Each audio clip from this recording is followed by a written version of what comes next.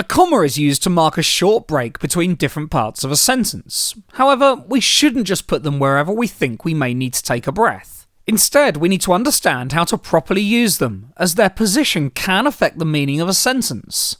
Let's start by learning how to use commas in lists.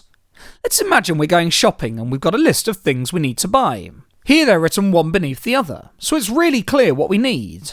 But if we wanted to write this as a sentence, we'd need to make sure it was still just as clear. We'd use commas to help achieve this. To write this as a sentence, we use a comma between each item on the list, apart from the last two items. Here we use the conjunction and. We need to buy apples, oranges, bananas and carrots. Easy. It's no different when we have a choice of items. We just use or instead of and between the last two. You may eat apples, oranges, bananas or carrots. Okay, now let's look at a list that has a bit more detail to see if the same rule applies. Here's a menu for a cooked breakfast. Again, it's really clear what each item is. The adjectives also make it even more descriptive.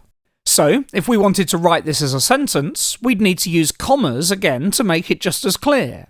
We'd place one comma between each item in the list, apart from between the last two, which would be linked with the conjunction and.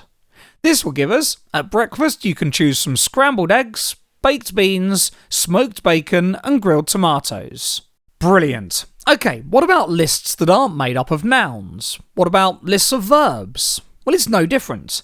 Look at what Ben's doing in the park. The boy runs quickly, jumps carefully, and hops across the park.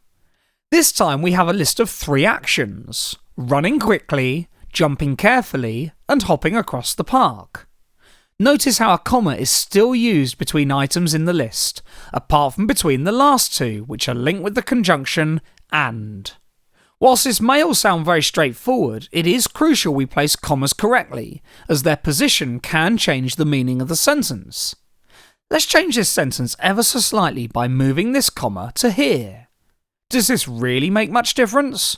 Well, yes. In the first sentence, Ben runs quickly, jumps carefully, and hops across the park. Whereas in the second sentence, Ben runs, quickly jumps, and carefully hops across the park. This is completely different. So, commas can be used to mark breaks in a list. A comma is added between each item of a list, apart from between the last two items, where the conjunction and or is used. Commas should be placed carefully, as they can alter the meaning of a sentence.